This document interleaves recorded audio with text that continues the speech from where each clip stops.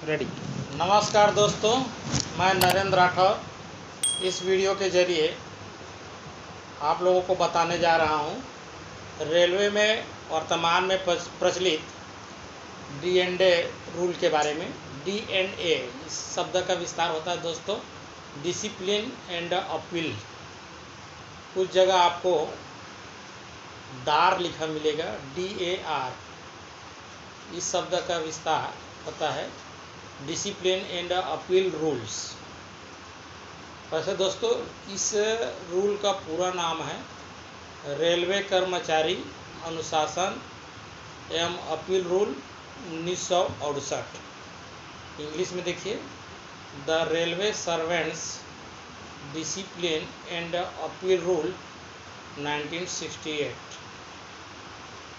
दोस्तों इस डी&ए रूल में कुल 31 नियम हैं। इसके अंदर 3 अनुसूचियां भी हैं और यह जो नियम है वह 7 पार्ट में विभक्त है। 7 पार्ट में विभक्त किया गया है। देखते हैं इसको बनाने के पीछे क्या उद्देश्य है। रेलवे में कार्यरत कर्मचारियों में अनुशासन बनाए रखने व दोषी कर्मचारियों को दंडित करने के लिए यह नियम बनाया गया है। यहाँ पर से ध्यान दीजिए, दोषी कर्मचारियों को दंडित करने के लिए यह नियम बनाया गया है। यदि कोई रेलवे कर्मचारी रेल सेवा आचरण नियम 1966 में बनाए गए नियमों के विरुद्ध कार्य करता है तो उस रेलवे कर्मचारी को इस डी&ए रूल के तहत दंडित किया जाता है।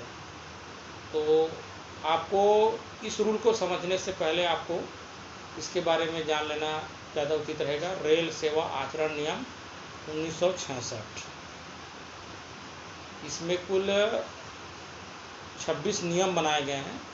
इसमें बताया गया है कि एक रेलवे कर्मचारी का आचरण क्या होना चाहिए, उसको क्या करना है, क्या नहीं करना है, यह बताया गया है।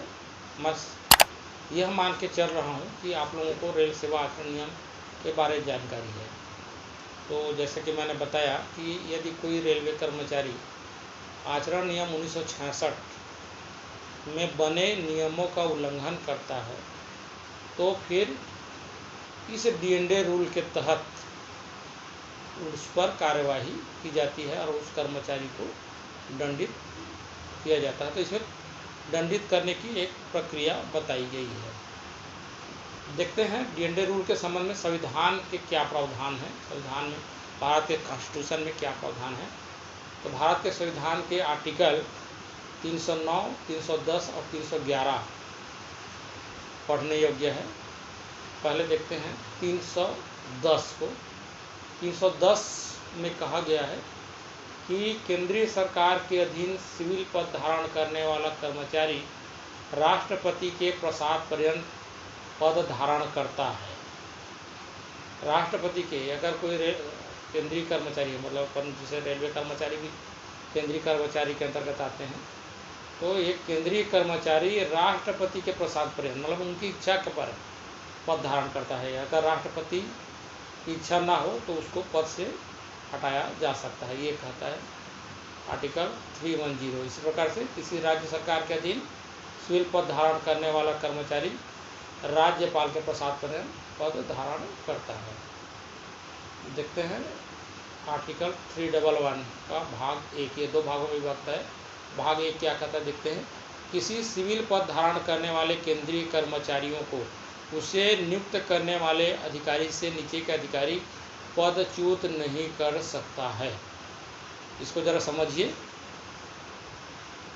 एक बार फिर से पढ़ता हूँ। किसी सिविल पद धारण करने वाले केंद्रीय कर्मचारियों को उसे नियुक्त करने वाले अधिकारी से नीचे के अधिकारी पदच्युत नहीं कर सकता है। इसका मतलब यह है कि मान ले जाए किसी नियुक्ति पैनल में, अपॉइंटमेंट पैनल में सीनियर डीपीओ साहब ने सिग्नेचर किया है, तो उसको उन कर्मचारियों को, उस पैनल के कर्मचारियों को सीनियर डीपीओ कि नीचे के अधिकारी पदच्युत नहीं कर सकते हैं। नीचे के रैंक के बराबर के अधिकारी उनको पदच्युत नहीं कर सकते हैं। ये कह रहा है आर्टिकल 311 का भाग 1।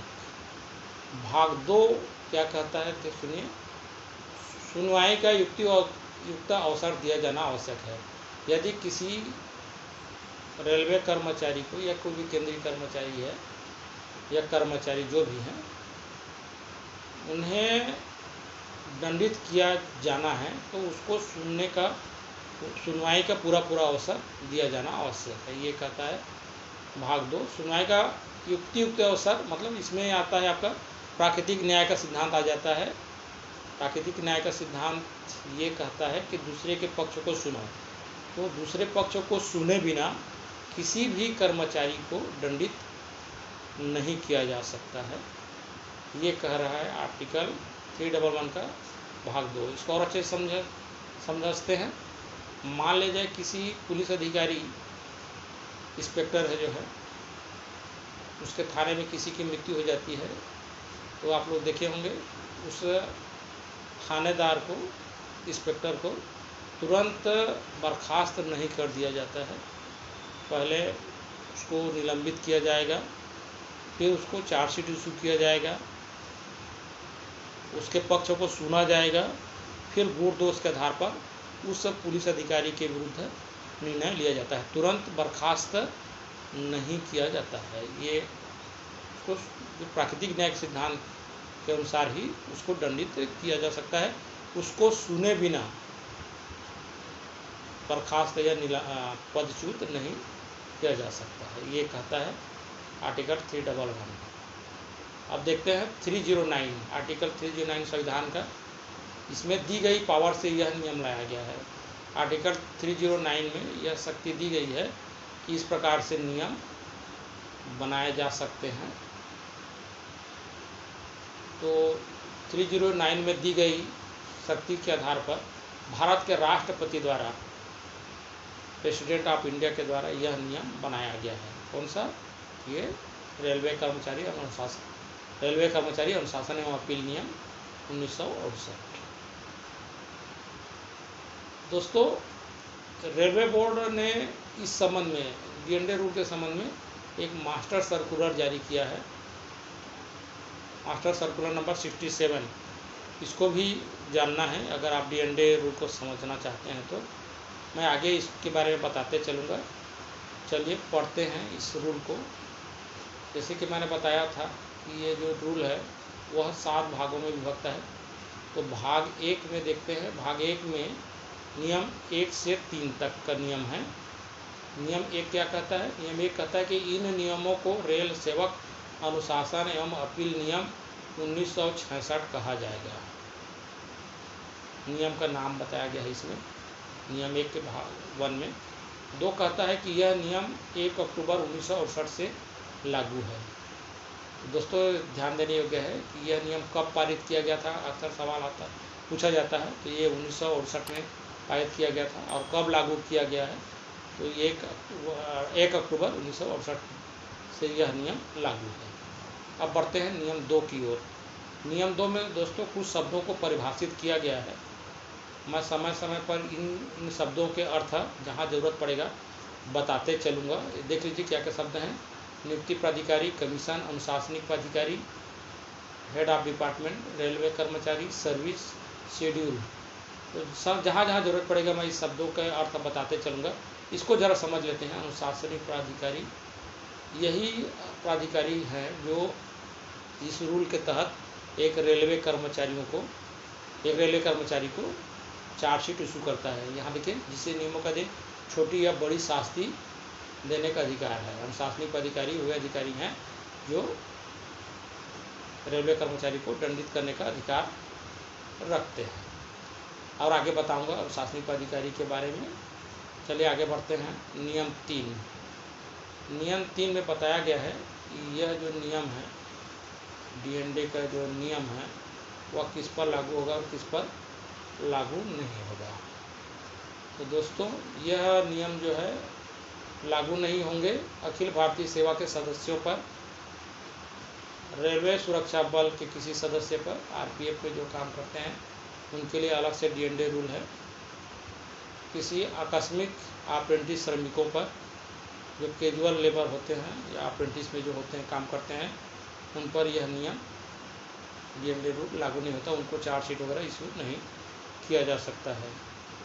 द जो है कहता है कि भारत के राष्ट्रपति चाहे तो किसी भी वर्ग को इस नियमों से शासित होने से शामिल अथवा पृथक कर सकते हैं। तो ये राष्ट्रपति के पास पावर है कि किसी को जोड़ सकते हैं, किसी को घटा सकते हैं। आते हैं भाग 2। भाग 2 में नियम 4 और 5 दिया गया है। दोस्तों, अक्सर आप लोग सुनते होंगे शब्द जो निलंबन है, सेवा से पृथक, रिमूवल शब्द है, जो सस्पेंशन, रिमूवल, पदच्युत जो बर्खास्त शब्द है, डिसमिसल, इन शब्दों के बारे में अक्सर आप लोगों को जानने की इच्छा होती होगी। तो चलिए इसको समझते हैं। पहला शब्द है निलंबन। निलंबन क्या है? सस्पेंशन इस नियम में परिभाषित नहीं है, निलंबन को परिभाषित नहीं किया गया है। निलंबन का संबंध हमेशा कार्य से होता है। कर्मचारी उसी पद पर नौकरी में तो रहता है, किंतु उसे काम करने या काम की जगह पर हाजिर होने की इजाज़त नहीं होती है। निलंबन दंड नहीं है, यह एक शासकीय कार्यवाही है जो हमेशा जनहित में की जाती है। इससे निलंबित कर्मचारी प्रारंभिक जांच में कोई अड़चन नहीं डाल पाता है और जो उपलब्ध साक्ष्य है उसमें कोई गड़बड़ी नहीं कर सकता है। तो समझ में आ गया होगा दोस्तों। निलंबन कोई दंड नहीं है, इसमें वो निलंबित कर्मचारी अपने पद पर बना रहता है लेकिन उसे कार्य नहीं करने दिया जाता है, और ऐसा इसलिए किया जाता है ताकि वह प्रारंभिक जांच में कोई अड़चन उत्पन्न न कर पाए और साक्ष्य में कोई गड़बड़ी ना कर सके। इसलिए किसी कर्मचारी जिसके ऊपर आरोप है उसको निलंबित कर दिया जाता है। अब देखते हैं सेवा से पृथक, जो रिमूवल शब्द है, उसका अर्थ है जो सामान्यतः भविष्य में भारत सरकार अथवा रेल प्रशासन के अधीन पुनः नौकरी पाने के लिए अयोग्यता नहीं मानी जाएगी।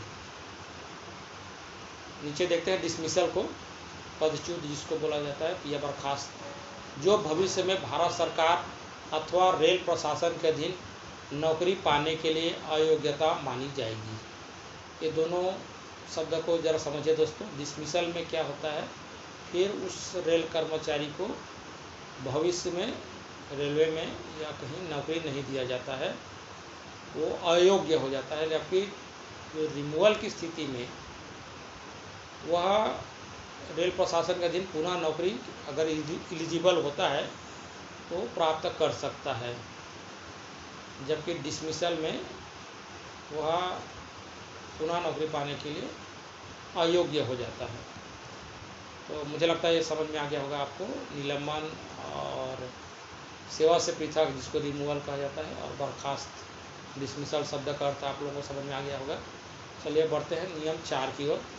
नियम 4 में बताया गया है कि किस श्रेणी के रेलवे कर्मचारी को किस श्रेणी के प्राधिकारी जो है वो निलंबित करने के लिए सक्षम होंगे। तो ये अनुसूची उनका उसमें दिया गया है। अनुसूची में 1, 2, 3 दिया गया है। मैं आगे अनुसूची को बताऊंगा। अभी फिलहाल आगे बढ़ते हैं नियम 5 की ओर। नियम 5 जो मैं बताया था निलंबन के संबंध है, तो यहाँ पर दिया गया है निलंबन के प्रकार। निलंबन 2 प्रकार के होते हैं। जी हाँ दोस्तों, निलंबन 2 प्रकार के होते हैं। पहला है तात्कालिक प्रभाव से निलंबन, इंग्लिश में under suspension from immediate effect, और दूसरा जो होता है वह भूतकालिक प्रभाव से निलंबन, जिसको कहा जाता है माना हुआ निलंबन, डीम्ड सस्पेंशन, इंग्लिश में डीम्ड सस्पेंशन। तो पहला देखते हैं तात्कालिक प्रभाव से निलंबन। कब किसी कर्मचारी को तत्कालिक प्रभाव से निलंबन कर दिया जाता है। ये नियम 5 का उपनियम 1 में कहा गया है। इसमें भी 3 भाग हैं अवश्य। चलिए पढ़ते हैं। किसी रेलवे कर्मचारी के विरुद्ध अनुशासनिक कार्यवाही प्रारंभ करने का विचार हो। किसी रेलवे कर्मचारी को तत्कालिक प्रभाव से निलंबन कब किया जाएगा, इसके बारे में बता रहा है कि जब किसी रेलवे कर्मचारी के विरुद्ध अनुशासनिक कार्यवाही करने का विचार हो, अथवा व जब किसी रेलवे कर्मचारी को जब रेलवे कर्मचारी को निलंबन में रख सकने में सक्षम प्राधिकारी के राय में कर्मचारी ने स्वयं को ऐसी गतिविधियों में लिप्त कर रखा हो जो देश की सुरक्षा के लिए हानिकारक हो। अगर कोई रेलवे कर्मचारी देश की सुरक्षा के विरुद्ध कार्य करता है तो उसे निलंबित कर दिया जाता है। देखिए, जब किसी फौजदारी मामले में रेलवे कर्मचारी के विरुद्ध छानबीन, जांच अथवा मुकदमा चल रहा है। अगर कोई क्रिमिनल केस में किसी रेलवे कर्मचारी के विरुद्ध छानबीन, जांच अथवा मुकदमा चल रहा है तो भी ये तत्कालिक प्रभाव से निलंबन किया जाता है। ये इसमें 3 श्रेणियां बताई गई है, इसको ध्यान रखना है आपको दोस्तों। और तत्कालिक प्रभाव से निलंबन के लिए उपयोग किया जाता है SF 1, स्टैंडर्ड फॉर्म बोलते हैं, इसका फुल फॉर्म होगा स्टैंडर्ड फॉर्म, मानक प्रपत्र हिंदी में। ये एक छपा छुपाया फॉर्म होता है जिसमें रेलवे कर्मचारी का नाम, पद, निलंबन का तारीख आदि इसमें भरे जाते हैं। अब देखते हैं दोस्तों, दूसरा है जो भूतकालिक प्रभाव से निलंबन, जिसको माना हुआ निलंबन भी कहा जाता है, इंग्लिश में डीम्ड सस्पेंशन। ये है नियम 5 के उपनियम 2 में। कोई भी रेलवे कर्मचारी सक्षम प्राधिकारी के आदेश से भूतकालिक प्रभाव से निलंबन समझा जाएगा है जब किसी आपराधिक आरोप में अथवा अन्य कारणों से 48 घंटे से अधिक अवधि के लिए हिरासत कस्टडी में लिया गया हो, तो हिरासत में ली जाने की तिथि से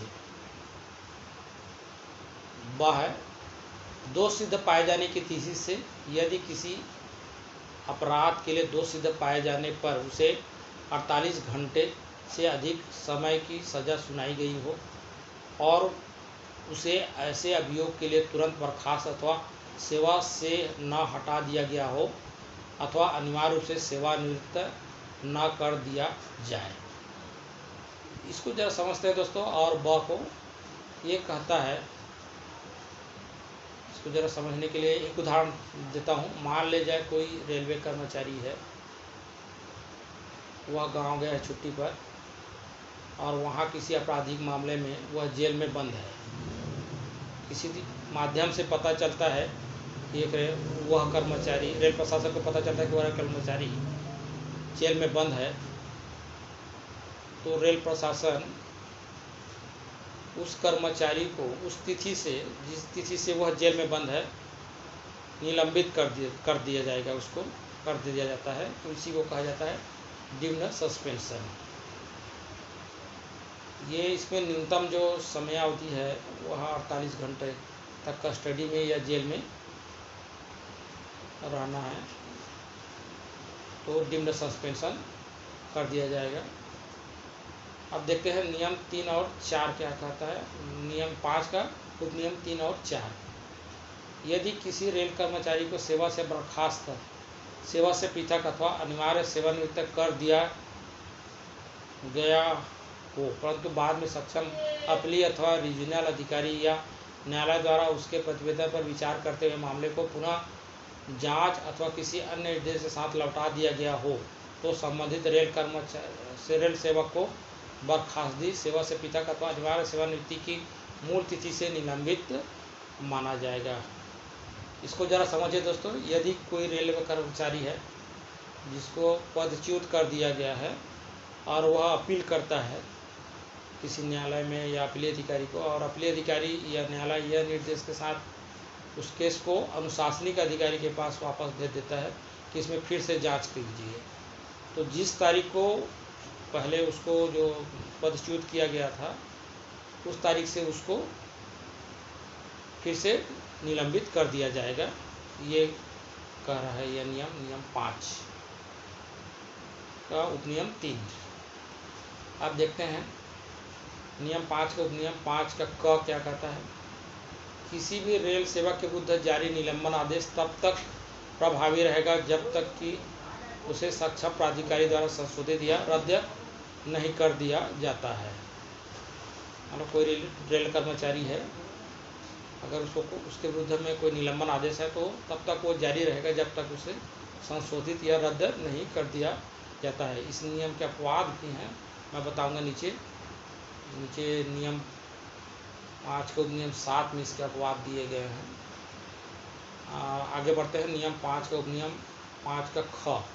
एक मामले में निलंबित कर्मचारी को अन्य सभी मामलों की जांच प्रक्रिया समाप्त होने तक निलंबित रखने का आदेश दिया जा सकता है। इसको ज़रा समझिए दोस्तों।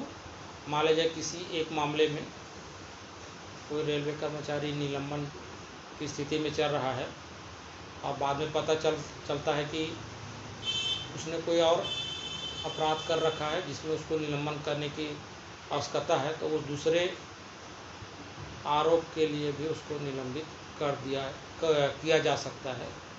ये कह रहा है नियम 5 का उपनियम 5 का ख। अब देखते हैं नियम 5 का उपनियम 6। उपनियम 5 में अंतर्विष्ट किसी बात के होते हुए भी इस नियम के उपनियम 1 या 2 के अधीन किया गया निलंबन का कोई आदेश 90 दिन की अवधि के पश्चात तब तक विधि मान्य नहीं होगा जब तक इन नियमों के उपनियम 7 में दी गई रीति से पुनर्विलोकन के पश्चात 90 दिन के अवसान के पूर्व इस अवधि को आगे बढ़ा नहीं दिया जाता। नियम 5 का उपनियम 7 देखते हैं। रिव्यू कमेटी का गठन से संबंधित है यह जो नियम 5 का 7। निलंबन 90 दिन की अवधि की समाप्ति के पहले पुनरीक्षा समिति गठित करना आवश्यक है। पुनरीक्षा समिति सामान्यतः अपील अधिकारी द्वारा गठित की जाएगी तथा उसमें निलंबित करने वाले प्राधिकारी सहित 2 अन्य कर्मी जो कि निलंबन करने वाले प्राधिकारी से नीचे के पद के नहीं होंगे से गठित होगी। निलंबन का बढ़ाया जाना एक समय के लिए 180 दिन से अधिक अवधि का नहीं होगा। इसको ज़रा समझिए दोस्तों। ये नियम 5 का उपनियम 6 और 7 ये कहता है कि अगर किसी रेलवे कर्मचारी जो निलंबन के में चल रहा है उसको 90 दिन से अधिक अवधि के लिए निलंबित नहीं किया जा सकता जब तक कि उसके लिए उस 90 दिन की अवधि को बढ़ाने के लिए एक रिव्यू कमेटी का गठन नहीं कर दिया जाएगा। रिव्यू कमेटी का गठन होगा और उसके अनुशंसा पर ही 90 दिन से आगे उसका निलंबन बढ़ाया जाएगा। और ये कहता है कि निलंबन का बढ़ाया जाना एक समय में 180 दिन से अधिक अवधि का नहीं होगा। तो दोस्तों अगर कोई रेलवे कर्मचारी जो निलंबन की अवधि में चल रहा है और उसका 90 दिन हो गया है और कोई कमेटी गठित नहीं किया गया है और अवधि नहीं बढ़ाया गया है, तो वह रेलवे कर्मचारी जाकर बोल सकता है कि मुझे अब नौकरी पर ड्यूटी पर लिया जाए। ये कहता है नियम 5 का 6 और 5 का 7। अब देखते हैं जो रेलवे बोर्ड है समय समय पर निलंबन के संबंध में जो प्रशासनिक आदेश दिए हैं उनके बारे में पढ़ते हैं। इसमें पहला है कोई भी रेलवे कर्मचारी को लिखित आदेशों के अंतर्गत ही निलंबित किया जाएगा। तो भरभरी निलंबन मान्य नहीं है। ये कहता है निलंबन हमेशा लिखित में होगा और उसके लिए एक स्टैंडर्ड फार्म जो होता है वो उपयोग किया जाता है। 2 में कह रहा है निलंबन का आदेश मानक फार्म पर जारी किए जाएंगे।